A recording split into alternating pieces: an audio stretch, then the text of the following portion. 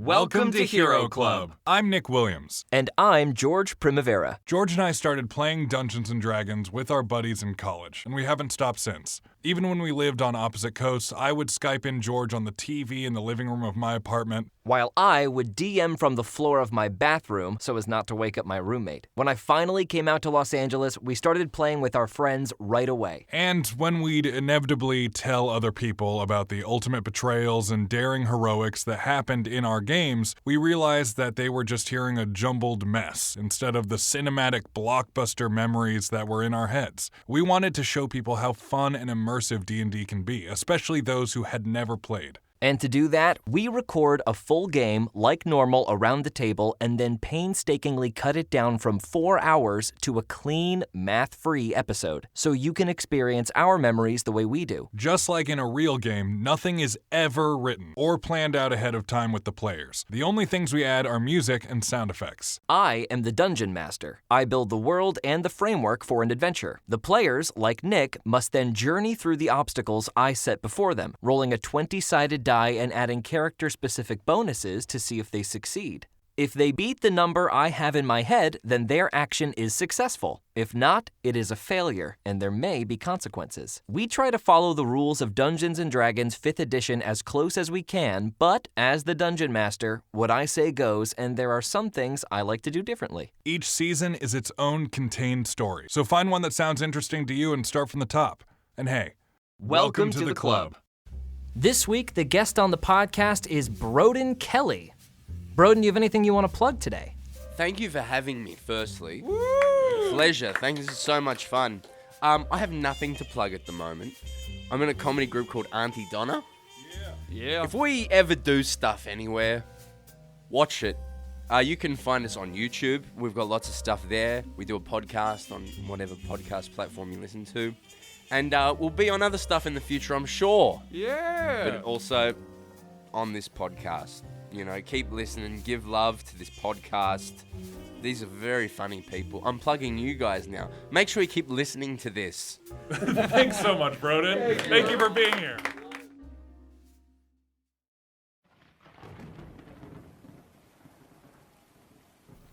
Hero Club presents Paid Back in Spades, a Hank Blackstone mystery. Chapter 3. Any Drink Called For. Hank and Charlie stumble through the doorway of Dante's Inferno in a daze, their shoulders still smoking slightly, stinking of sulfur and ash. The sun is just about to rise, the overcast sky turning a dark blue and growing lighter by the minute.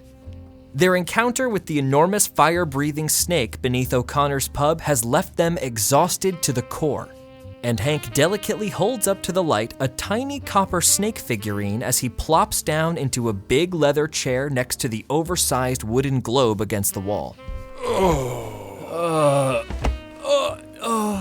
Ow. Is this what it's like to have bones? Hank wraps his knuckles once against the globe and it pops open, revealing an elaborate bar cart. He pours himself a scotch from an etched glass decanter and then reaches below to a bottle of red powder and flings it right at Chuck's torso.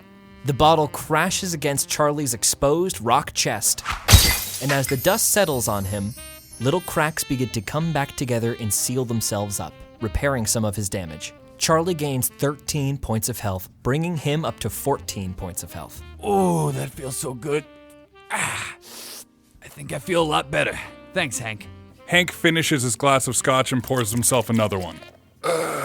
Tell me about it. Look, I know we've seen a lot of crazy stuff, but that's up there. What was that thing? Hank holds up the little copper serpent into the light and examines it. Roll an investigation check. 25. The serpent is made out of copper and appears to be very finely crafted, using intricate small tools with lots of attention to detail. Just under the tip of the tail of the serpent, Hank finds a tiny little inscription. It looks like a caret or a V. Can you make any sense of this, Chuck? Let me see. Charlie, roll an investigation check. 15. Nope, never seen anything like that before in any of my books. This is getting nuttier and nuttier by the second. Yeah, we've seen a lot of creepy crawly things, but I've never seen him transform into a figurine. Might make a fun desk trinket, but that's as much as I know. Charlie, roll a history check with disadvantage. 16. Wait, hold on a second. In that terrifying children's book, I saw a fire-breathing snake in one of the pages. Maybe it still has something to do with the old Irish mob thing. Yeah, something's really fishy here, Chuck. I mean, clearly the Irish mob is involved. Up until O'Connor's pub, I thought it was pretty cut and dry. But Tom Cutter being beheaded, I mean, why would Soapy Eyes and Tom Cutter both get killed? It doesn't make sense from a mob hit perspective. And in the same way. Hank opens up his notebook and flips to the Dullahan poem. It says in the poem, "A spoken name will have ye dead." I mean, that sounds kinda like a hit. But why would someone want to kill Tom Cutter and Soapy Eyes? I mean, Tom Cutter, I get he's the head honcho, but Soapy Eyes, he's hardly Al Capone. I mean, they both ran with bad crowds, but it can't be that much of a coincidence. To have them both turn up headless? With a coin in their neck hole? I never get used to saying neck hole.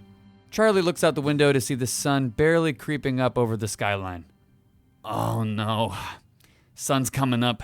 I gotta get some sleep. I gotta go back to the library soon. Wow, I didn't realize it was so late.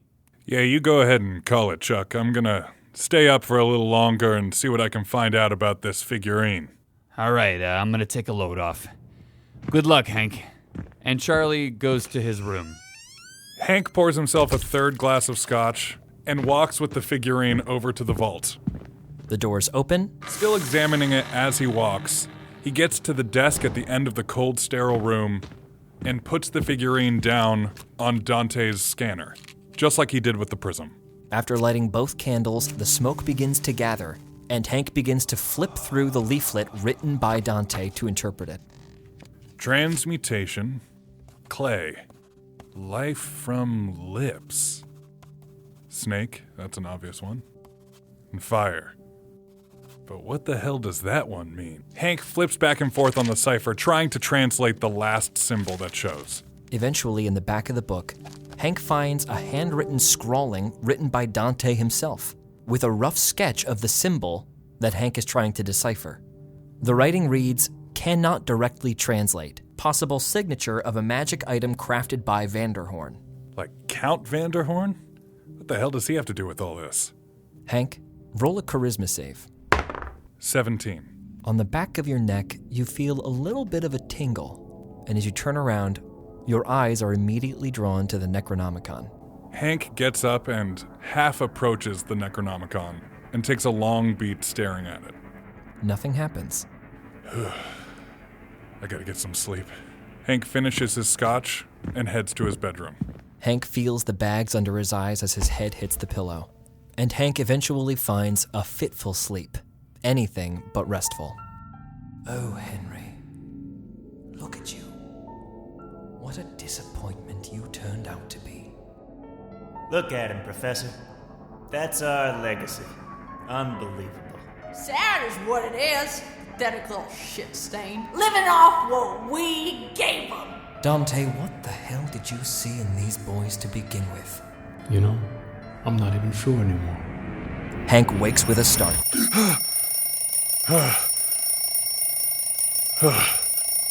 The clock reads 9:58 a.m. The alarm is blaring, as it had been set for 8 a.m. For the first time in 3 days, Hank gets up and puts on a clean suit.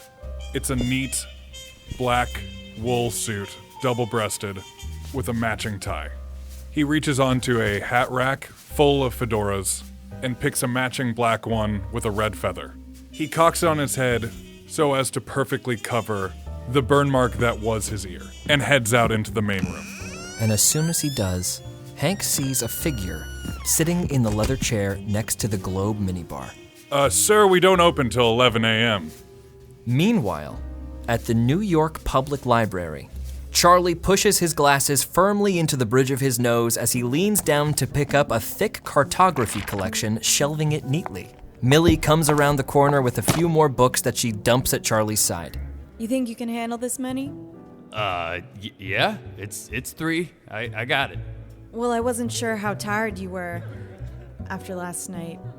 I slept very well.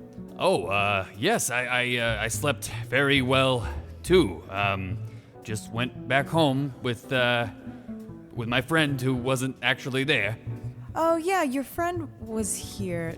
Did they like the library? Yeah, I mean, he was and wasn't here. I thought he was with me, but he wasn't with me. But he would like the library, I think. Although he doesn't really get out much these days.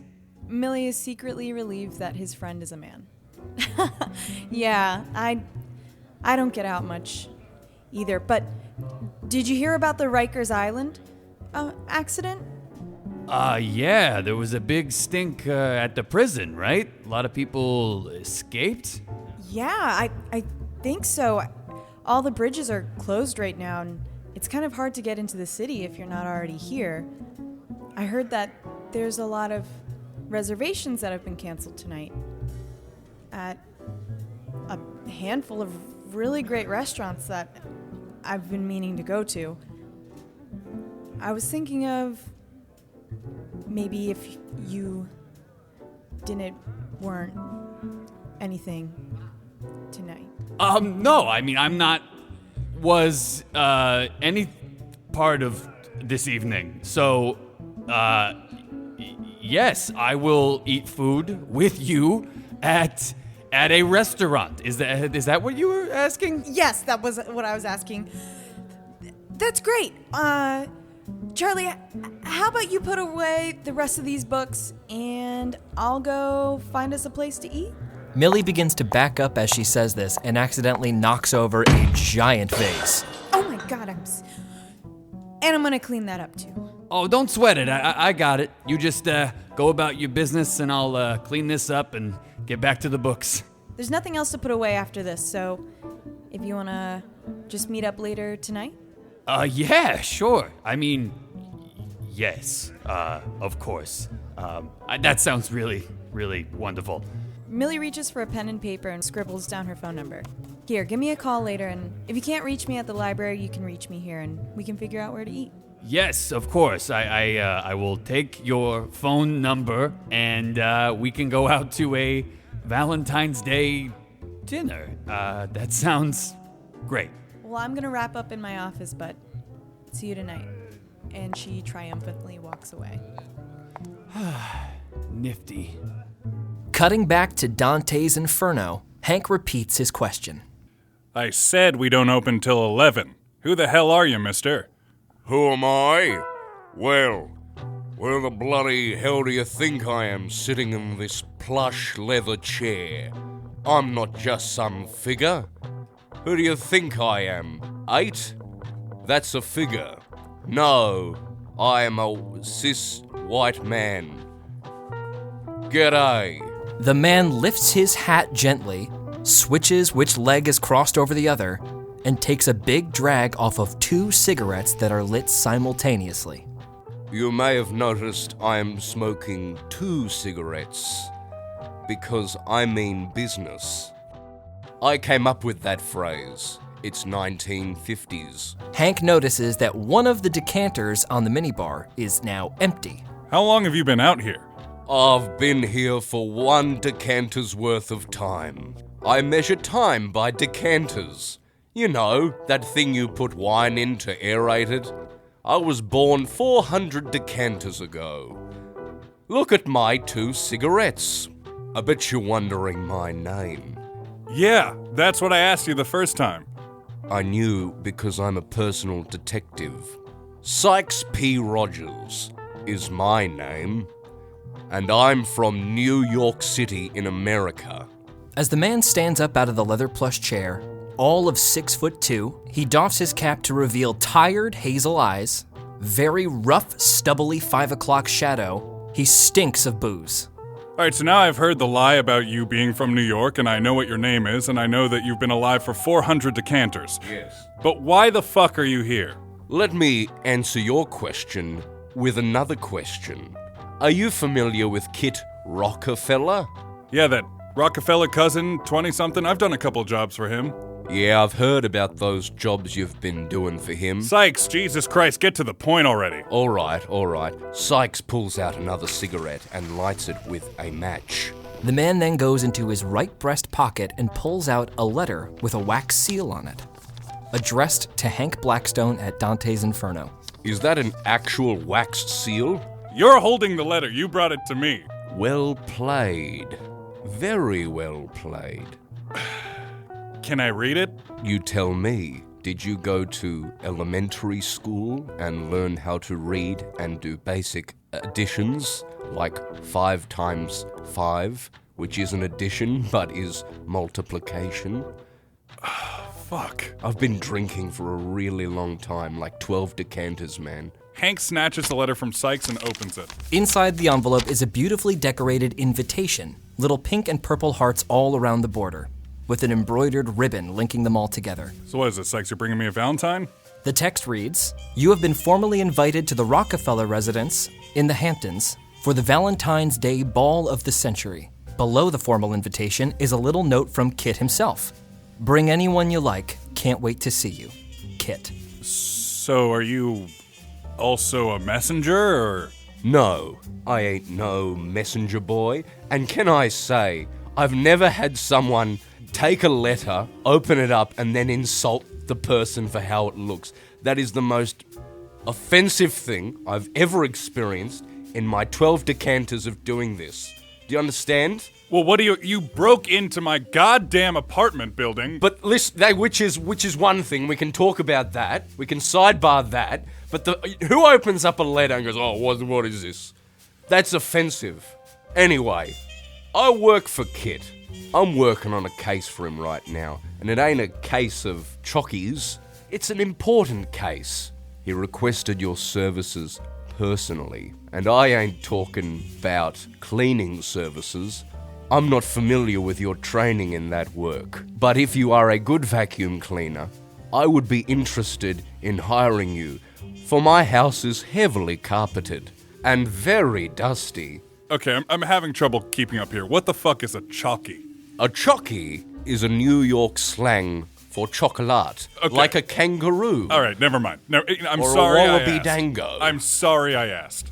Listen, Kit wants your services too. Are you down? 'Cause I ain't so sure about you, what with your cool hat and your mysterious showings up at a bar that blew up last night. Not blew up in a way that it became popular with the young people, but literally blew up. I have a few Irish friends who said they saw you at a bar last night called O'Connor's, which is an Irish name. And as a detective, O'Connor's, Irish, bar, I put 'em all together. Sykes sips on his gallon of whiskey and then vomits a little. Forgive me, I vomited a little. Okay. Look, Sykes, you get it. You're a PI. Sometimes you gotta get your hands dirty when you're on a case. My associate, Charlie, and I were just there investigating a murder. Oh yeah, I see what you're putting down. Sykes, roll an insight check. 10. I believe you implicitly. I've always liked you, man. You remind me of a young me, 1700 decanters ago. Oh, I want to kiss you right now. Sykes leans forward to kiss him, but then chickens out at the last minute because he worries that if he kisses him, what will that mean for him? It's 1950s after all. Hank stands dumbfounded for the full minute that takes. Sykes is staring daggers ahead, 40 yards into the distance, muttering very quietly to himself as Hank investigates his face. Hank, roll an insight check. 14. This is a man who bathes in alcohol in the morning. Hank thinks to himself, fuck it, and grabs a drink himself. Hey, that's my drink. Don't worry, we got enough to go around. And Hank elbows a secret container underneath the card display and reveals his secret stash full of bottles. This is the top shelf stuff. I always like to show a good time to someone who brings me a job. And Hank tops off Sykes' decanter. Well, that's some good topping off there, buddy. I like your style. Hey, do you want to go aside for a second? I've got something you might like to see. Sure, that doesn't sound suspicious at all. I thought that too as I said it. Hank fills up a flask of scotch, takes a hearty swig, and shrugs his shoulders. Hank leads Sykes out into the hallway and into the old rickety elevator. The doors close, First floor, Ern. the crank turns by itself, and the elevator begins to descend. The elevator door opens, they walk out into the marble hallway and out into the city. Oh my god, how did that elevator door open without anyone touching it? That's cool. Let's just keep going. Okay. Sykes leads the way down the sidewalk to an odd sound. Relative quiet. The wind whistles between the buildings, and once in a while the air is punctuated by a car horn, but they are few and far between. The traffic is far thinner than normal, but Hank makes a note of 15 police cars that pass by at differing intervals, seemingly on a kind of patrol. So, Sykes, Yeah. what do you have to show me in this quiet alleyway? Alright. Young buck. I mean, I don't want to presume how many years 1700 decanters is. Yeah. But we look like we're roughly the same. I might be older than you. Yeah, look. I keep forgetting your name. So every time I give you a new nickname, just assume it's because I've forgotten your name. Just roll with it. All right. Old chomper. Come, follow me. Sykes begins to walk down the sidewalk with purpose. After a few minutes, once in a while, Sykes tripping and stumbling on absolutely nothing, the pair reach a flamboyantly green sign above a bar in the shape of a shamrock that reads Finn McCool's. Have you ever seen a more flamboyantly green sign in your life? Sykes pushes the door in, Were you just showing me the sign, or? and a few burly men are sat around tables in the dark bar and sip coffee from steaming mugs, bottles of bourbon open on the counter. The bartender freezes midway through spiking his coffee and says, We're closed, boys. Come back once the sun's set. Hey, come here. Sykes reaches across the bench and pulls the small Irish barman close. You mongrel bastard. I'll bloody show you what's what. Right, I'll close, mate. I'll bloody make sure you get a good bloody rubbish, etc. Boys, get after it now! and 6 gigantic Irishmen stand up from their tables and charge the 2 PIs. Hank, seeing what's happening, grabs the first mug of coffee he can find and glasses the closest man. 19. Hit. 6 damage. Oh, shite! That's fucking hot! The man drops to the ground, clutching his face in his hands as his cheeks burn. Sykes, prepared for this, punches himself in the stomach, forcing himself to projectile vomit straight into the Irishman at a rapid speed. Roll an attack roll on yourself. Botch. Sykes punches himself in the stomach, vomits, Oh, bloody hell. takes a step forward, slips, and cracks his forehead on the bar's edge, taking 15 damage. Oh, you bastard. The bartender reaches across the bar, grabbing the back of Hank's shirt, and pulls him towards him, trying to grapple him. 19. 14. Let him have it, Jimmy! Jimmy steps forward and throws a couple of body shots at Hank. 8. Nat 20. Hank manages to move to nullify one of the punches, but the other one catches him squarely in the gut, dealing 4 damage, bringing him down to 74 points of health. The other 2 men who are still standing go to kick Sykes on the ground. Nat 20. 19. Both viciously kick Sykes in the groin and back. He takes 11 damage. Oh, big viciously kicked in the scrotum and back. Oh, ouch. Oh, ah. For a moment, we cut to Charlie, who steps out of the New York Public Library as the sun peeks out from behind the clouds on this overcast February day. Charlie jauntily strolls down the street, excited for his date with Millie, singing while he does it. All of me, why not take all of me? Hey, baby, can't you see? I'm no good without you. Charlie spots an old woman lugging groceries down the street. Hey there, lady, can I help you with your groceries? Oh, yes, please, thank you. You seem rather chipper. What's your day been like? Well, now that you're asking, I'm in love. I could see it on you. You're a wonderful young man. Have a great day. Thank you, lady. All of me. Why not take all of me? Charlie checks his hand, and the old woman had slipped him a 10 spot. Wow, 10 whole dollars? Thanks, lady. Back in the bar, Hank stabs Jimmy. 24. hit. 7 damage. Oh my god! Hank kicks Jimmy back and disengages. Help, I'm being pummeled. Ouch. Sykes remembers a windmill kick from his martial arts training deep in China? From many thousands of decanters ago. He does a windmill kick from the ground, annihilating everyone in the bar at once. Roll an attack. 22. 10 damage. Somehow, Sykes gets his right foot all the way up to one of the Irish mobster's faces, knocking him out cold. He falls against a table, breaking it in half. Holy shit, Sykes! Where'd you learn how to do that? It was in China, a long time ago. Sykes suddenly gets speared through the middle by an Irishman charging him low. 13. The Irishman rolls an 8. Sykes stays standing, bracing himself against the bar. The barman reaches under the bar counter and fiddles with something, trying to pry it loose. Shite, why'd we nail this in? The last man standing in front of the bar counter goes for a massive right hook, swinging at Hank's face, but misses as Hank ducks backwards. As the old New York saying goes, I'm gonna fucking flog you dog. Meanwhile, Charlie... Your goodbye left me with eyes that cry. Tell me, how can I go on, dear, without you? Charlie sees a homeless man in the distance. Spare a coin, sir? I'll spare you more than a coin. Charlie gives him a high five and leaves a $10 bill in his palm. Wow, that's very generous of you. A little dough ain't nothing when you're in love. Man, you look like a guy in love. I'm gonna go buy a coffee. Thanks, pal. Make sure it's the best $10 coffee you ever had. I love you, sir. I love you. I'm filled with love.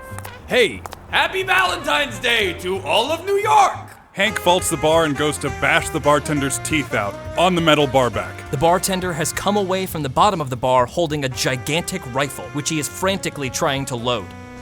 12. Hit. 3 damage. The bartender brings the rifle up. What are you gonna do with that rifle, big fella? I hope it ain't for hunting Sykes. Sykes bops the man who's trying to tackle him on the head. 17. The man drops to the floor like a sack of potatoes. You like them potatoes? They remind you of home, you big fuck? Yours two fellas, get the hell out of this bar! Is it too late to ask for the menu? I'll pump yous both full of lead, I swear it! So yes. In that case, I have a few questionariosos for you, matey. The old cocking of the gun sound. Well, I've always wondered, if you'd shot me before you cocked it, would it have fired? Or is that just a warning? You know what I mean? No, it wouldn't have fucking fired! Get Right. the hell out of the bar! Alright. Sykes walks forward calmly and bashes the bartender's head against the old Guinness sign on the wall. Stay back. Stay back. Tell me, you know what happened at O'Connor's last night? Fuck off, you filthy bastard. I ain't telling you shite. Hank goes back around the bar, grabs another one of the scalding hot coffees, and splashes it in the barman's face. Oh, Christ, me eyes! Tell us about O'Connor's! Roll an intimidation check. 7. Fuck off, you pansy. Sykes brings out the old elbow boys, which is what he calls his elbows. And elbows the man in the eyeball. 23. Not the old elbow boys. Sykes, roll an intimidation check. 24. Start talking, drink boy. Please, all right. I've worked in a mob bar a long time, but I only ever been worked over in such an unorthodox manner once before. And what unorthodox instance was that? Yeah! By the old elbow boys. Did you not clock me reaction to the old elbow boys? Wait, are these two guys named the Elbow Boys? Talk, mister! Nah, it's when you jab your elbows into a fella's eye. Anyway, last night, the O'Connors and the Cutters had a meeting. They're two families that had been at war for 100 years. It was the first chance at peace in a long time last night was. But, and this is all hearsay now, apparently, Tom Cutter, well, he got his head removed, and the whole thing went to shite. There's been a lot of talk about the fella what killed him. What are they saying about him? That he's a Dullahan? At the word Dullahan, the man's eyes widen. The Dullahan. I'm surprised you heard about that. Fuck it. Alright, I'll tell you everything. A few 100 years ago, there were 3 families in charge of everything in Ireland. The Cutters, the O'Connors, and the Dullahans. The Cutters and the O'Connors forged a peace, and working together, they massacred all the Dullahans. and then straight away went back to Warren like they always did. Now that the Cutters and the O'Connors are trying to make peace again, all the fellas are talking about some sort of curse. Payment for the original sin and the like. I ain't rightly sure about the nitty-gritty of it, but I know a lot of me friends are dead. The silence hangs in the air. It's a little bit tense. Even Sykes is contemplating this rather seriously. And then, suddenly, there's a little activity outside the bar. And as Hank turns to his left, he sees Charlie walking down the street past the bar. You're unable to hear any of the conversation, but you do see a little boy lose a grip on his balloon. Charlie catches it and hands it back down to the little boy with a pat on the head.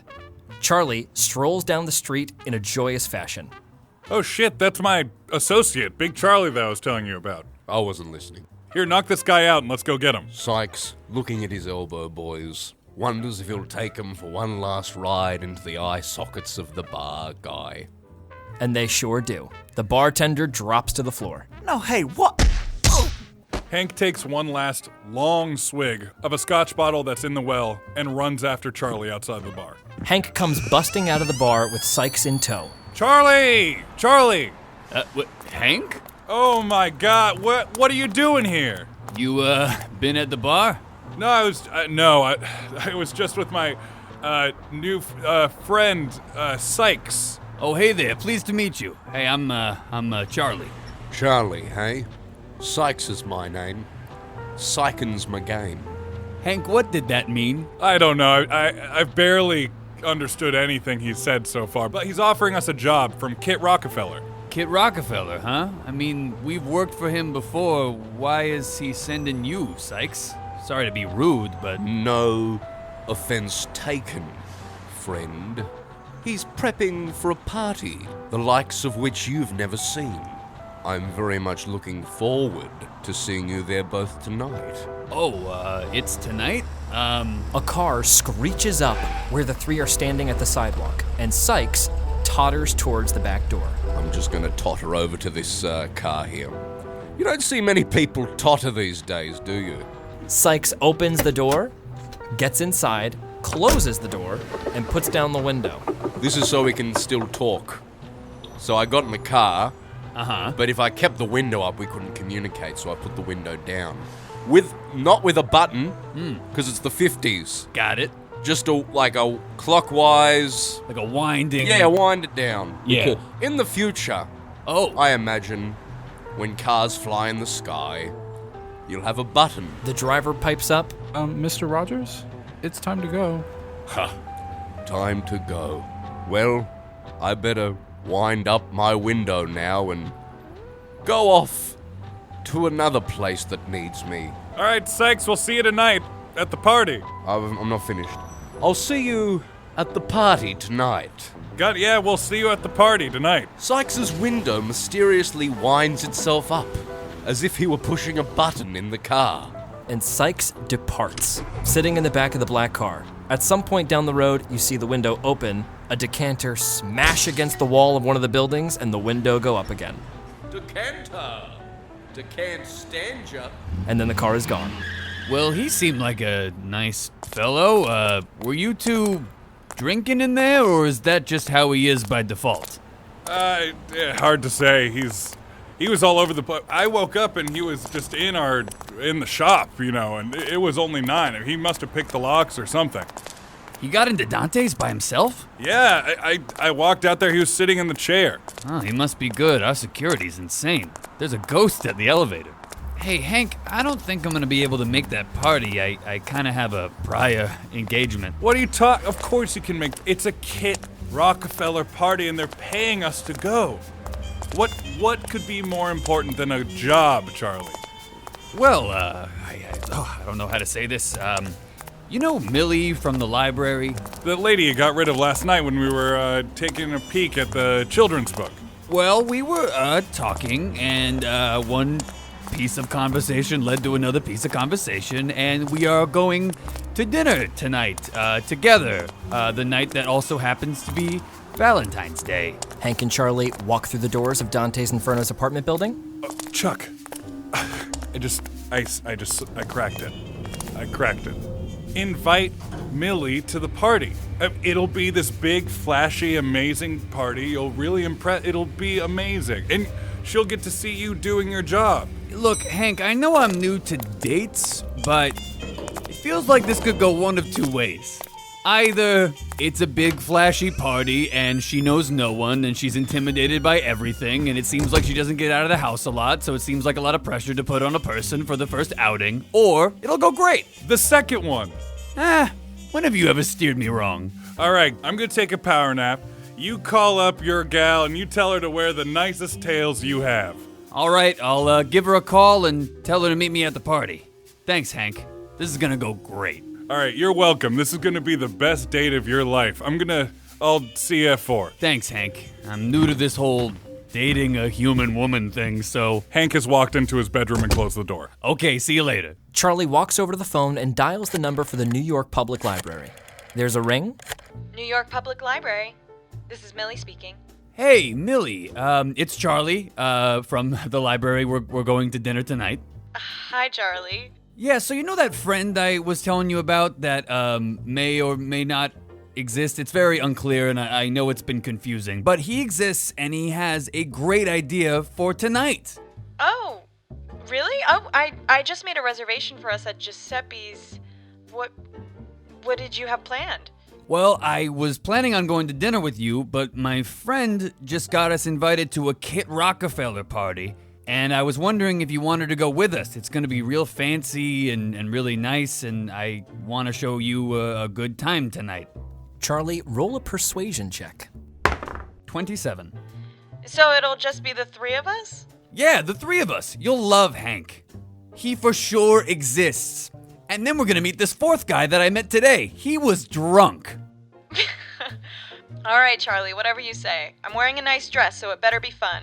Fun and fancy. My friend told me to tell you to tell me to wear the nicest tails I have. Well, sounds good, Charlie. Are you picking me up? Yes, I will be picking you up. My friend is also drunk, so I will be driving. It's gonna be great. 6 hours later, a black car rolls up in front of Millie Tate's apartment building, deep in Harlem. Millie is wearing a deep red velvet cocktail dress with kitten heels. She looks lovely. The car door opens. Charlie steps out dressed in a very well-fit suit. Another man, Hank, is leaning up against the far window massaging his temples. Charlie takes in Millie. She looks radiant. Wow, Millie, you look wonderful. And that's the word from the bird. This is my friend, Hank, massaging his temples. Well, nice to meet you, Hank. Hank throws up 3 fingers in acknowledgement and continues to massage his temples. He'll probably talk later. Do you want to go? Yeah, you said the Rockefellers party, right? Yeah, it's gonna be great. Here, let me open the door for you. Thank you. Charlie gingerly closes the door after Millie gets in and hops in the driver's seat. And the car takes off. The car drives along rather bare streets and soon reaches one of the bridges. The address that you've been given is deep in the Hamptons, so the drive is likely to be about 2 hours long. As you stop at the bridge, a police officer flags you down and gets you to pull over. Sorry, everybody. Never been pulled over before. Hey, bridge is closed, pal. Hello, officer. I was not aware of the bridge closure, and I'm very sorry for the inconvenience. Where you going, son? We're going to this party held by Kit Rockefeller. The police officer's eyebrows raise. For the party in the Hamptons tonight? Yes. Go on ahead, sir. Thank you, officer. The police officer waves the car along. Charlie turns to Millie and Hank. Wow! Millie can't help but smell scotch in the car. So, were you boys out at a party before the party? No, Miss Tate. I am a PI, as I'm sure Charlie has told you, and my job takes me to some pretty dirty places sometimes. And this morning in particular, I was in an Irish pub. And I don't see anything wrong with that. Hank, don't be prickly. Thank you for asking. I'm sorry, Hank. Charlie didn't mention anything about you, except that you were definitely real. That's a weird, specific thing to say about me. I mean, obviously I'm real. I mean, you are. Well, I thought so too, but Charlie has a way with words, I guess. Yeah, he sure does. Hank tries to share a moment with Millie, making fun of Charlie. Millie is realizing that this is going to be a weird night. The drive out to the Hamptons is scored by crickets and the hum of the engine. Charlie and Millie talk quietly to themselves in the front seat as Hank tries to fight his day hangover. Hey Millie, how's that new geology book coming?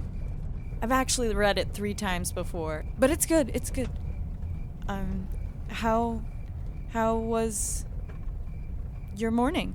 It was great. I sang a song while going down the street, and then I met an old woman, and I helped her with her groceries, and then she gave me $10. And then I found a homeless guy, and I gave him that $10 to pay it forward. It was a great morning. Did you grow up here? In New York, that is. Yeah, I'm local. I'm from the city. I was born here. All you need to know is I was born when Hank was 10. Yeah, I was 10, and we've been pals ever since. So you're both from here? Oh, yeah. We're both New York born and raised. Where'd you go to school? Didn't. Oh. Neither did I, but I read a lot. We live in this pad with a great library, and I've been reading ever since I could. Yeah, what Charlie's dancing around is that we grew up homeless, so we didn't have money to go to school, and my parents died when I was pretty young, so... Well, I'm sorry to hear that. Yeah. My brother died when I was 18. Oh my gosh, Millie, I'm so sorry. No, it's okay. I basically raised him myself. I had to take on a lot of responsibilities growing up, so I know what that's like. Charlie takes this in. He respects her even more than he already did. The drive out to the Hamptons is finally over, and the car pulls up to an enormous wrought iron gate that swings open as they approach, operated by an attendant.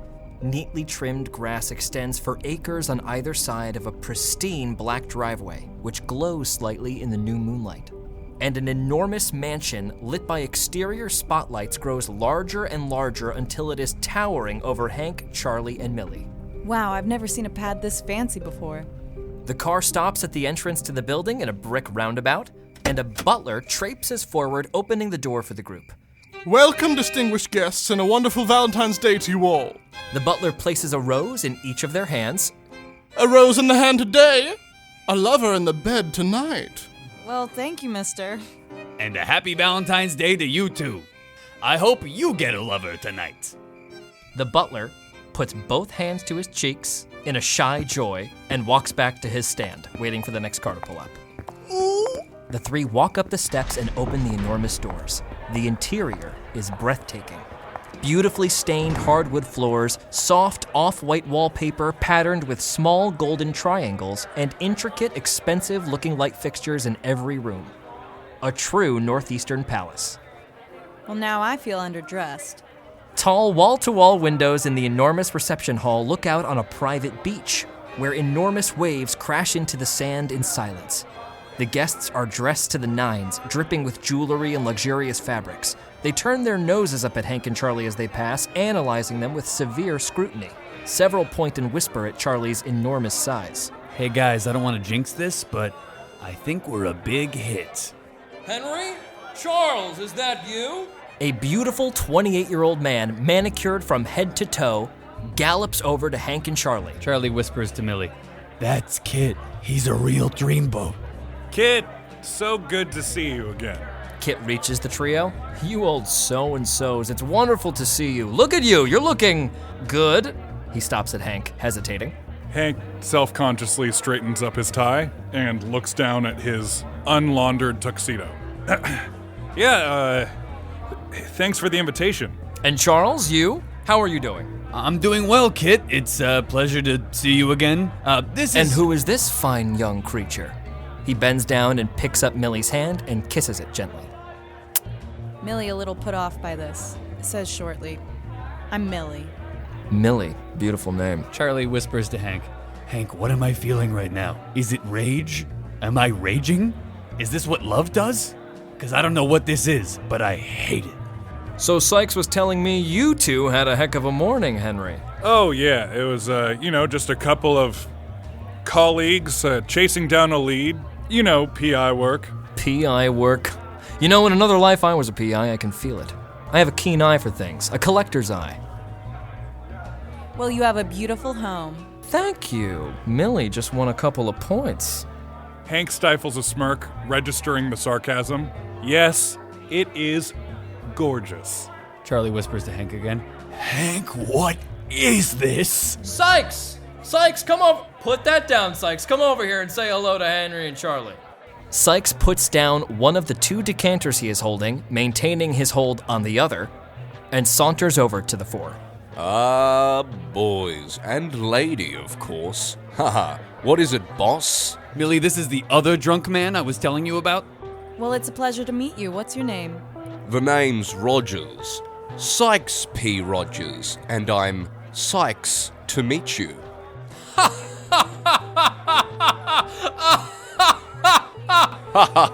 God, that does not get old. Sykes, that's a New York name, right? Yes, my native land of New York. Sykes is from Queens. I'm from Queens.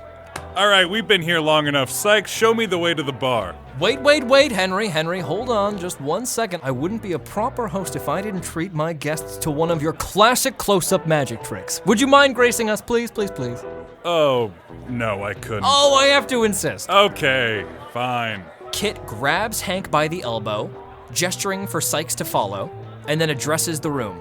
Everyone, this is Henry Blackstone. He's a magician from New York, and he is the one who saved 4 of my 10 prize racing horses from that rabid bear that got onto my property the other night. You remember that a couple of months ago when that rabid bear ate 4 of my 10 prize horses? Or was it 3 of my 10 or 6 of my... I've lost track, but he saved some of them. Everybody, Henry, come here. Everybody gather up. Wow. Millie sidebars with Charlie. I didn't know we were in company of such a hero. Yeah, that's my other job. I work with Hank and we take care of things for people. Kit clears out a little space in the foyer, and about 10 people gather around in a circle. Samantha, come here. You need a volunteer, is that right? I always need a volunteer. I've seen a few of these. A woman who is clearly, just from the sight of her, impossibly wealthy, steps forward lightly, and very slowly, almost like she's on tranquilizers. So what do we have going on here? You guys look like a couple of cool cats. Samantha, no, this is close-up magic. Magic? What kind of magic? Close-up magic. What he just said. Oh, I'm sorry. I didn't hear. I was too busy thinking about my portfolio. Hank pulls a deck of cards out from his pocket and begins to shuffle them with a flourish, before fanning them out in front of Samantha. All right, Samantha, pick a card, any card, but don't let me see. Are you sure you don't want to see? That's the whole thing. Please take a card. Samantha picks one of the cards that have been fanned out in front of her, peeks at it, and smiles slyly to herself. Now show it to the room. She does. It's the Queen of Spades. Now put it back into the deck, anywhere you'd like. All right, there you go. Hank reshuffles the deck several times. Now I want you to hold on to this, Samantha, and don't let it go. I won't. I feel like you might forget, so don't forget. Just hold on to it, okay? I don't know, I might forget. Okay, we'll come back to you later. Now, this is a party, right? Everybody wants a drink at this party? Yes, I agree. Yes, drink, yes. Sykes, I know you do. Hank pulls a large bottle from out of nowhere, seemingly. The tricky thing about a party like this is that you never know if they're gonna have your drink of choice. Luckily, I happen to have a magic bottle here that can provide anybody with their favorite drink. You, sir. Hank points to a large mustachioed gentleman in the front row. What is your favorite drink? Port. I thought so. With a small flourish, Hank produces a crystal highball glass and pours a glass of port out of the bottle. There you go. Sir, will you please have a taste of that and tell me if it's port or not? Yes, it is.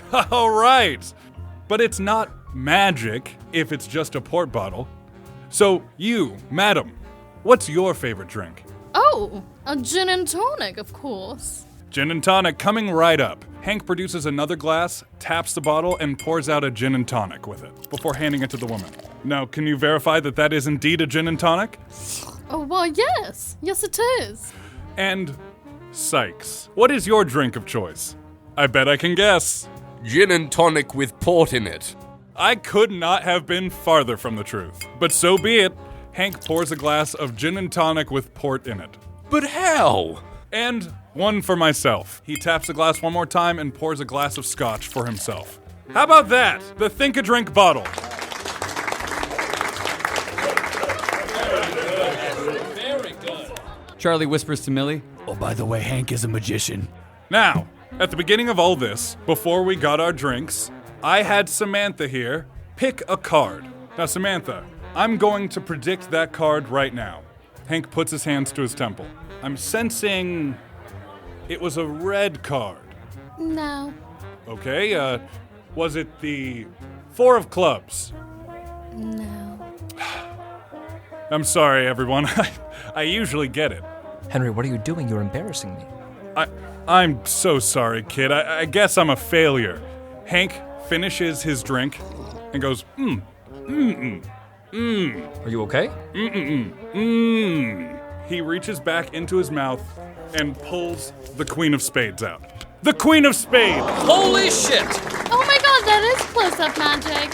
Thank you, everyone. I have been Hank Blackstone. I have a magic shop in the financial district, and I'm sure I'll see you all there sometime soon. We open 11 to 5 most weekdays. Most.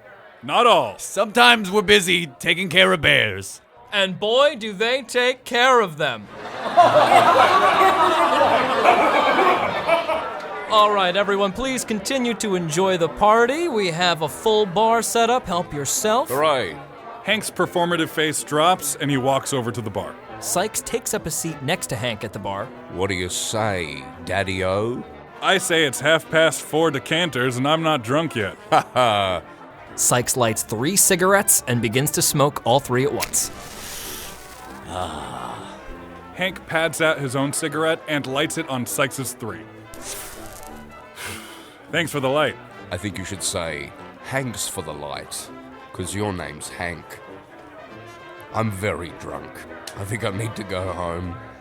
While Hank and Sykes get wasted at the bar, Charlie and Millie stand awkwardly in the corner as a slow song begins to play. Oh, listen to that. It's music. Hey, Millie, do people dance on Valentine's Day? I think they do. Would you like to, if I may be so bold, can I ask you to dance with me? Yes, you can ask. Okay. Can I dance with you? Yes, you can. Okay. Okay. Let's dance. Okay. Charlie, make a performance check. 12. Charlie is not a very good dancer. Millie, make a performance check. 6. But Millie is much, much worse. She repeatedly steps on Charlie's toes, but Charlie doesn't react. I'm sorry, Charlie. I can't remember the last time I've danced like this before. I can't remember a time that I've danced, but I'm having a lot of fun. This is nice. Millie visibly relaxes, even though she can tell she's stomping on his feet. The party continues. Hank and Sykes finish a bottle of scotch. Well, that's finished. Shall we get another? Hank very clumsily and drunkenly produces a bottle of scotch from his sleeve. No. No. Oh, yeah. Oh, my God. Oh, yeah. You should do this in Vegas, man. That is good. You are very good. After about an hour and a half, the party begins to die down a little bit, and people begin to take respite on couches and chairs in the smaller sitting rooms. The party gets a little more intimate, fireplaces are lit, and everybody begins drinking scotch and dessert wine. Kit grabs Hank and Sykes, tapping them on the back of the shoulder. Gentlemen, can I talk to you upstairs, please, about our aforementioned business? Yeah, of course, Kit. Absolutely. Kit makes his way to Charlie and Millie, who are dancing on the dance floor, basically hugging each other and swaying back and forth. Excuse me, hate to break up the party here, but was wondering if I could talk to you two upstairs. A shiver goes up Charlie's spine. Hi, Kit. Didn't see you there. I know I have soft shoes. Oh, yeah, I can see that. I bet you can see all sorts of things with those peepers. Millie grimaces. You want to talk business, right now? Now's as good a time as any. Okay, can Millie come? I wouldn't have it any other way. Millie, you gotta come. Sorry. She links arms with Charlie. It's not a problem, Hank. Good, then it's settled. Hank fires a bunch of sparks out of his sleeves. Oh my God. He's a demon. I'm a private investigator, and I have no idea how he did that. Good, let's go. Kit walks the four of them upstairs, leading them along a grand staircase until they finally reach Kit's office. He pushes open a heavy mahogany door with a golden handle and gestures to several chairs, allowing the group to choose where they're sitting in front of his desk. Kit's quarters are adorned with every conceivable luxury one could think of to put in an office. A gorgeous stone slate desk with a fissure in the middle, filled with what looks like a blue crystal, a diamond bar with diamond cups and decanters, butterflies pinned in a case on the wall, a mirrored shelving unit that houses porcelain figures marked with Chinese characters, a great big Fabergé egg, and a bust of a bison's head atop a man's torso carved in marble. Take a seat anywhere. Which of these is a chair? Oh, those four right there. Oh, okay. Charlie hesitantly attempts to sit in what he assumes is a chair, but might just be another fancy thing. Each chair looks completely different and has an oblong geometry to it. The one that Charlie sits in looks a little bit like a swan. Haha, fun. Kit closes the door behind them. Hank straddles a large carousel ostrich that is one of the chairs. Sykes sits in one of those ergonomic chairs that gives you good posture. This is incredible. Every vertebrae is aligned perfectly. I feel younger. Well, I guess no one wanted to sit on the reindeer, and Millie takes the last seat. Good. You all settled? Can I get anybody a drink? Hank looks over to Sykes. I think I'm good, actually. I think I'm okay for now. Are you sure? I'm having one. All right, then. Yeah, all right, I'll have one. Mark me down for one. If Sykes having one, sure. And if Hank's having one, then I'll have another one. Charles, Mildred. I don't drink, thank you. Party pooper, am I right? Actually, I don't drink either. I didn't know that about you. I'll have theirs. Kit hands both Hank and Sykes 2 glasses of scotch. Now, enough fooling around. Let's get down to brass tacks. Yeah, Kit, why'd you bring us here? Well, I will tell you, Henry, and I like your enthusiasm. Kit goes to the front of his desk and leans up against it with his arms spread wide, swirling an ice cube in his glass of scotch thoughtfully. Well, I guess I'll just launch right into it. I assume you're wondering why I went to Mr. Rogers here instead of you, Hank. I want you to know I meant no offense. I just figured this was a little bit outside of your purview since you usually deal with, well, frankly, rabid animals. Seems to be the problem with everything I come to you with. There was that rabid bear that ate some of my prize horses, and of course that, what was it, a squadron of opossums in the basement? Oh yeah, possums. That was a great lie. What they actually were was a bunch of sentient rats. Possums all. It was a squadron of them. That's the name for a group of possums, a squadron. Yes, that's right, possums. Well, anyway, a couple of days ago, I had a party here. Earlier this weekend, it's kind of what I do out here in the Hamptons. I just sort of throw parties. I take 3 months off of work and I throw parties, usually every 3 to 4 days. I don't keep a guest list very carefully, but this particular evening I did, as it was a Saturday. Weird shit happens on Saturday, let me tell you. What kind of weird shit? Chuck, it's not the kind of weird shit that you and I deal with. You mean it's not a chupacabra? No, it's sex stuff, Charlie. Anyway, this particular evening, I had a collector's item stolen from me. It was this beautiful crystal, had all these markings on it. When you shined a light through it, it made a rainbow. I forget what they call prisms. They call them prisms anyway. I'm not going back there. No, what? No, Sykes. Sykes is standing up out of his chair. Sykes, you're not going, no, you're not going to prison. Oh, good. Okay. I think I need some water. Kit gingerly takes both scotches away from Sykes and replaces it with a water. The old clear whiskey, I call it. Anyway, you were saying? I can't get enough of this guy. Anyway, it was a part of my Gems from Around the World collection. I keep it in my 3rd sitting room. It was the only gem stolen, and I just thought that odd. So I hired Mr. Rogers here to look into it for me. It was one of my absolute favorite pieces. I met with this artifact dealer, very strange fellow, but he was talking about how the prism was 1/2 of a pair of these ancient relics, said to have been wielded by St. Patrick himself, or they were made by the fairies, or, some Irish shit. Charlie whispers to Millie, "Hey Millie, have you ever heard about anything like this?" Millie, roll a history check with advantage. 25. Of course, you're talking about the prism and the clover. The prism and the clover? I bought the prism from him for quite the fee, and I just heard he is back in New York selling a bunch of items to an underground auction happening later this weekend. And he might just have the other artifact I'm looking for. Now, if I were to purchase and own both items, the value of them together would be astronomical. All that history and mystery, you know what I'm saying. And I have a suspect. Sykes? Do you want to, remember we talked about, now you would say the stuff you found out about? We talked about, you know. I know what, yes. Kit walks forward and slaps Sykes across the face. Ah, yes, of course. I went through the guest list the night the prism was stolen, and I flagged those with unusual activity. One man of particular interest was James Spinelli, an Italian mobster. I found his address and followed him, all the way to an abandoned warehouse where he was meeting with a shady figure. Spinelli looked frightened and scared when he was talking to him. He kept shaking his head and apologizing. I didn't get a good look at him until he stood up out of the shadows. A hulking man with greasy hair pulled all the way back, and a large piece of hardware across his chin. Sykes reaches into his breast pocket and pulls out a photograph and puts it on the desk. At the word hardware, Hank sobers up completely. Charlie and Hank lean forward to look at the picture.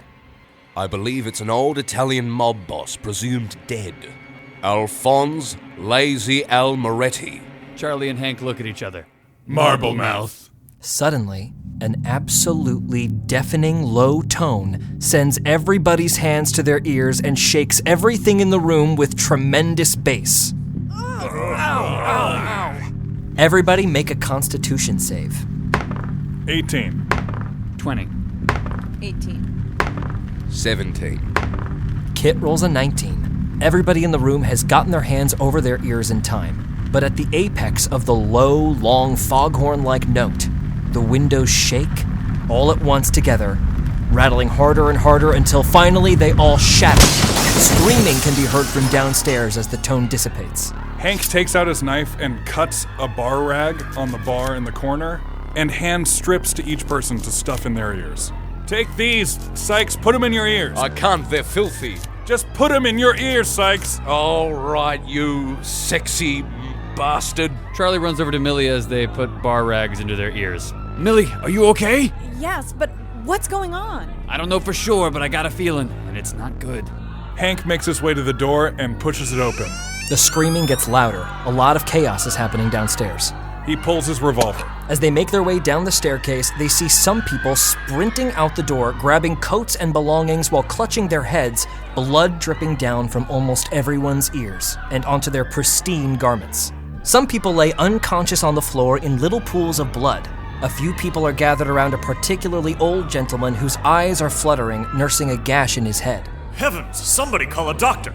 Outside on the balcony, however, a small group of patrons have started to gather, gazing out towards the ocean.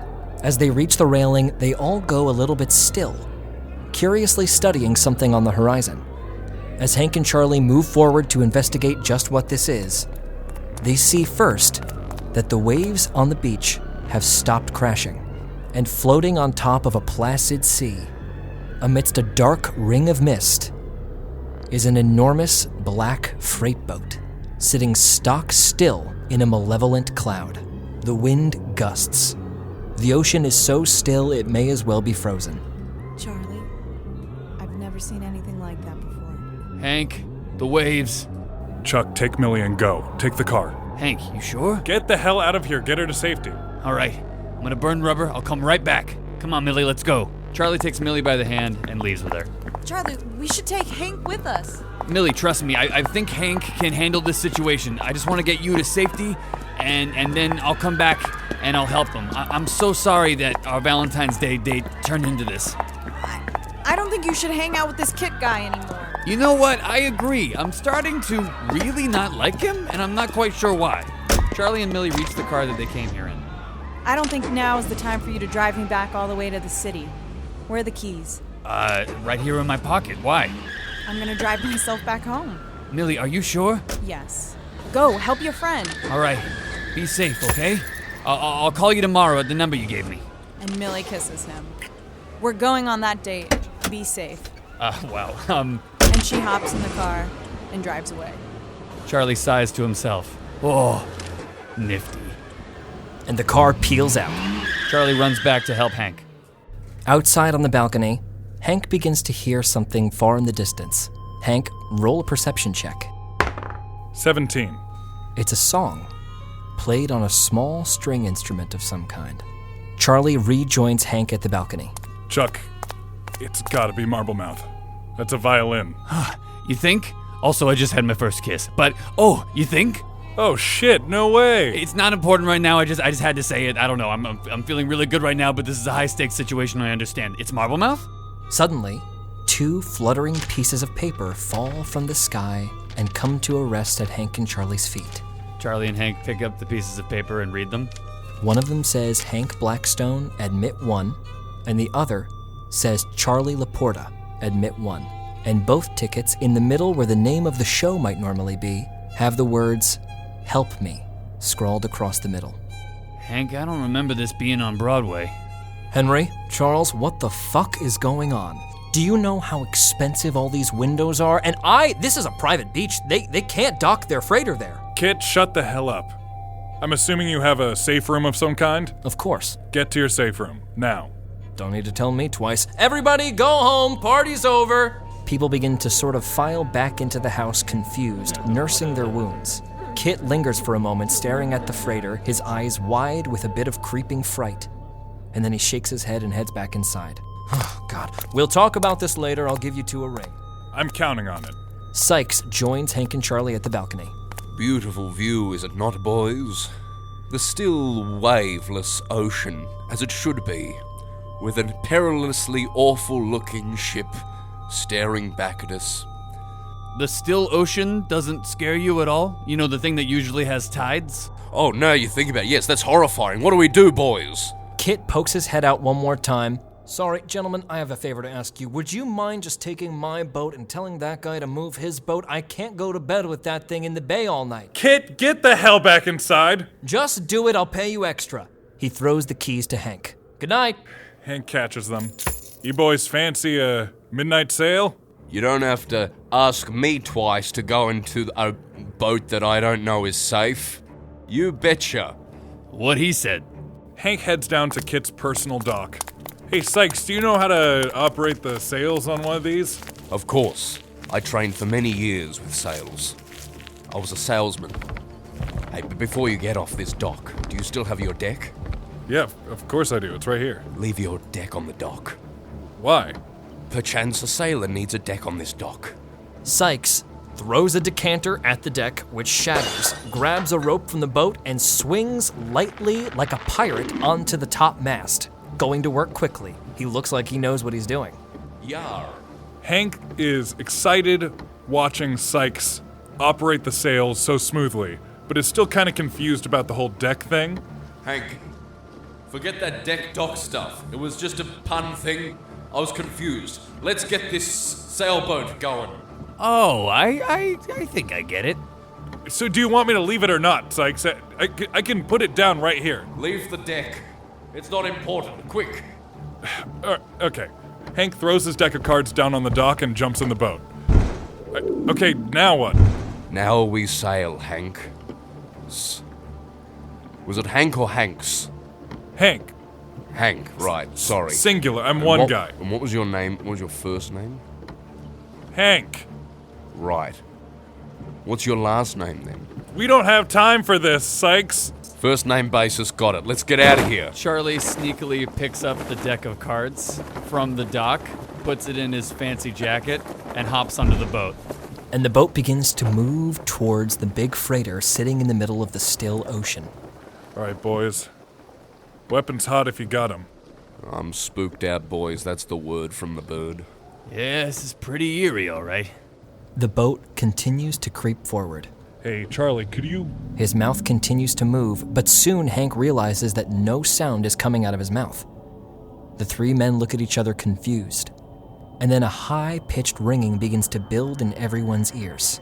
It doesn't hurt, but it's immensely irritating and makes you feel like you're almost contained within a glass bubble, unable to hear any sounds around you. Gesturing to each other wildly, the mist begins to creep up around the boat and rise upward onto the deck, spilling over. The three men might be shouting, but no one would know. And eventually, darkness consumes all three. Each man finds a piece of the boat to hold on to, and they begin to hear little sounds in the mist. Everybody roll a perception check. 9. 16. 25. Hank and Charlie lose track of Sykes in the darkness, but looking over the same side of the boat, Hank and Charlie see something move in the water. But looking down, it barely even looks like water. It's as if something is moving through clouds that your boat is sailing atop. Whatever emerges from the clouds is large and slimy, and only rises about 2 inches above the waterline before descending even deeper into the ocean. Far away, little fits of laughter become audible. They crescendo, getting louder and nearer until you could swear there is a man laughing hysterically in your ear. And then, the boat bumps up against the side of the freighter. The darkness disappears, everything becomes audible again, and all three of you are sent to the deck. What the hell? Not a fan of that. Oh, jeezy creasy lemon squeezy. A long wood and rope ladder descends from the top of the freighter, leading up onto the deck. The violin music is louder. Well, boys, the only way out now is up. That's what I always said. That's a old New York saying, right? Yeah, old New York saying. Hey, boys, are we doing this or what? Hank begins up the ladder. The three make their way up the ladder, get onto the deck, and as soon as their boots hit the wood, the violin stops, and they see at the far end of the boat a door that clearly leads to the underbelly of the ship. Takes a brave man to say this, but I think one of you should go open that door. I got it, Chuck. I don't want to ruin your big night. And for sure something bad is behind that door. I mean, you didn't ruin it, but, I don't know if this was the best Valentine's Day she's ever had, necessarily. Hank, roll a stealth check. 27. The door creaks open very, very quietly. A wooden rickety staircase leads downward, and Hank, Charlie, and Sykes begin to descend into the underbelly of the vessel. The violin remains silent, and as Hank, Charlie, and Sykes round the corner into the main cabin underneath the ship, they hear a little skittering noise, almost like a chorus of small little scratches on wood. I don't like that skittering sound. A putrid smell hits everyone's nostrils, sickly sweet, and a little bit acrid. Charlie's the only one who doesn't react, unable to smell the smell. Hank, Sykes, roll a perception check. 11. 18. Smells like rotting fruit in here. It's very dark in here, but there are the outlines of several crates, illuminated by the moonlight coming through the portholes. I gotta tell you, Sykes, usually, in our specific line of investigation, when you hear a creepy skittery sound in a dark cellar and there's a putrid smell, it's usually followed by something very bad. And big, with teeth, or claws, or tentacles, and slime. Slime is a big factor. So, prepare yourself. Everybody make a perception check. 21. 11. 14. Charlie, you're the only one who notices, looking at the ground, that the entire floor of the ship is covered in an ocean of skittery little bugs. There's a lot of ankle biters in here. Boys, you seeing this? They're starting to crawl up your pant legs. Oh, no, so gross. Get him off. Hank looks down and notices the bugs crawling up his pants. Holy shit! Instinctively, he climbs up the wall, sticking to it as he does, and hangs from a corner of the ceiling. Sykes uses the passive approach and lies very still and lets the bugs consume him all over. Sykes is clearly having what looks like a mental breakdown as bugs begin to swarm over his legs, arms, and torso. Sykes, get out of there! Don't worry, boys. I've got this under control. Soon they'll be tired of me. Sykes grimaces, waiting for the bugs to grow tired of him. They're not growing tired of me, boys. Help! Hank, in all fairness, we've never tried this approach before. It could work. It's not working. The bugs begin to force their way through Sykes' lips, making their way into his mouth, crawling into his ears, up his nostrils. Boys, they're inside of me. I'm more bug than man. Oh, no. Hank pulls a second scotch bottle out of his sleeve, removes the cloth from his ears, stuffs it into the top of the bottle, and lights it, fashioning a Molotov cocktail. The bottle lights. Hank, we're on a boat. Oh, God, do something. He's dying there, Chuck. Okay, maybe we can fight our way out. Charlie uses his gigantic hands to try to swat the bugs away in big sweeping motions that hopefully will crush them. Charlie kills hundreds of bugs for every swipe, but more and more just seem to replace them. Charlie, looking around the room, sees a trap door at the far end, further away from the staircase they descended. Hank, over there! I can't leave Sykes, Chuck. Sykes seems to lift up off the ground by an inch or two and begins to be carried behind a pile of crates. Sykes has begun convulsing, his eyes rolling back up into his skull. Oh, boy. Hank hangs his head, extinguishes the Molotov cocktail. It goes completely dark. Pulls his revolver and fires at Sykes, hoping to end his misery. Roll an attack. 22. You hear Sykes grunt with the impact. And then there's no sound. Even the skittering begins to decrescendo. God, I only knew him for, 10 hours, but they were some of the best of my life. At the very least, he seemed fun. Hank unstuffs the top of the scotch bottle and takes a heavy swig, before pouring the rest on the floor. This one's for you, Sykes. The bugs have disappeared. Hank trepidatiously steps off of the wall and back onto the floor. Well, Chuck, I guess we're going down that trap door. Yeah, I guess we are. Hank pries the trap door open with his knife. It comes up rather easily. He lights his Zippo lighter and holds it down. He sees the floor about 10 feet below, and a little bit of a blue hue, a glow. He begins to descend. He lets himself down into the second level of the ship. Hank, what do you see down there? Utter darkness, except for a swinging blue light in the middle of a completely empty room. Hank, as you look around the room, you note that even though you are usually able to see in the dark after your many readings of the Necronomicon, this is a darkness even your vision cannot penetrate. I can't see anything, just a light bulb. Well, that sounds ominous. Hank walks over and stops the bulb from swinging. And the bulb gets a little bit brighter, illuminating the walls in a very faint blue light. And pasted over every single inch of wall is sheet music. Oh, Marblemouth, you creepy fuck.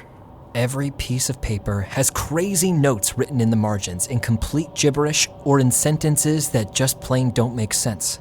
Across all the papers, there's a filled-in charcoal sketch, a swirling pattern that continues across the entire room and comes to a focal point in a giant, ghastly, ghostly outline of a face. The negative space making up the eyes and mouth, both of which are aghast in a kind of horror scream. Whoa. Chuck, you gotta get down here. Okay, coming, pal. Charlie descends into the second level of the ship. Wow, it is dark in here. The silence is deafening, and then just very quietly, as if it's coming from directly behind you. It's been a long time, boys. How long's it been, Charlie, Hank? 5 years, huh? Hank wheels around the room looking for the source of the whisper. He finds none. Where are you, Marblemouth? Oh, I've been here all this time. How'd you miss me? Oh, no. Blackstone, help me. Blackstone, I'm sorry about your friend Blackstone. I sent 2 tickets. I could only send 2 tickets. There wasn't a third, Blackstone. I'm sorry. A door on the side of the room illuminates suddenly. The violin begins to play. Frantically. A high tremolo that gets louder and louder. I sure didn't miss that violin. We gotta go in that door, don't we? Yep.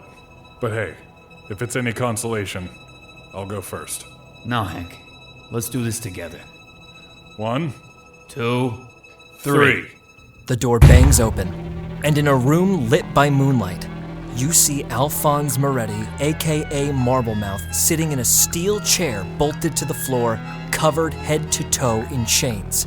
And above his head, playing in a fervor completely on its own, is Marblemouth's violin. Help, Blackstone. Please, Blackstone, help. Please. The last time you saw Marblemouth, his bottom jaw had been blown off by a stray grenade. And now you see that his jaw has been replaced by thick, sheer white marble that buckles around his head with a tight leather belt. The violin continues to play, louder and louder. Hank shoots the violin. 13. The bullet penetrates the wood, and the violin shatters. Landing on the floor, the music ceases. Marblemouth begins to cry in relief.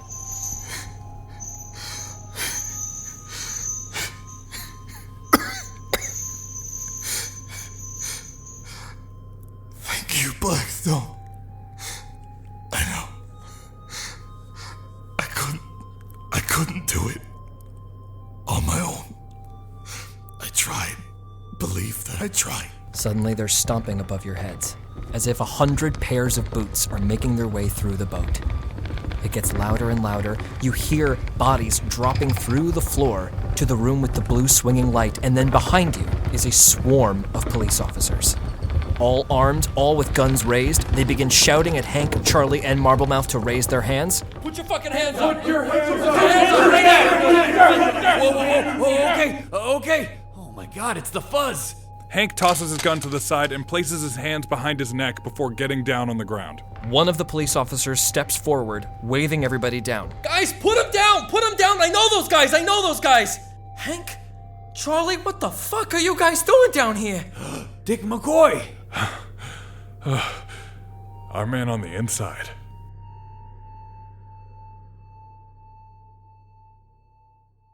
Hit it, boys! Yeah, just like that.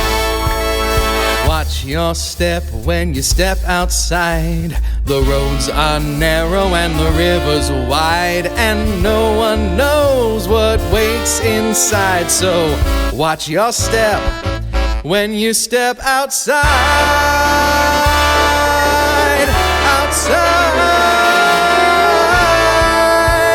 And watch your step when the path is slick.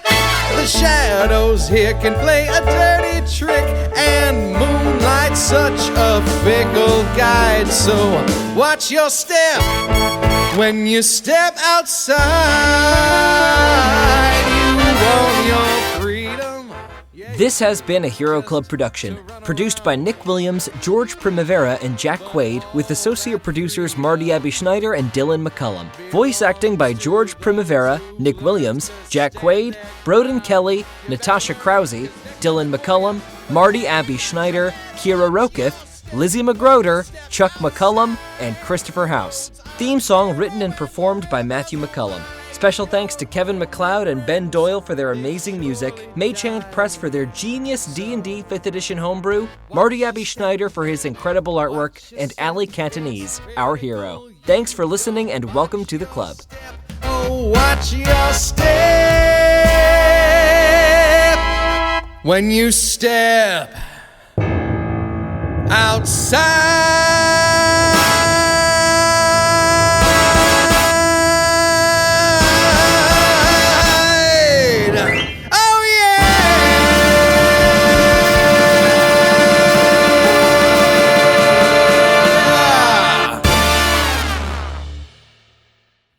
New York saying. It was also for Pixar at that time, financially the only way out was up. So that's what that did really well for them. I'm sorry. It was great. That's so great. I love it. Oh fuck. Okay.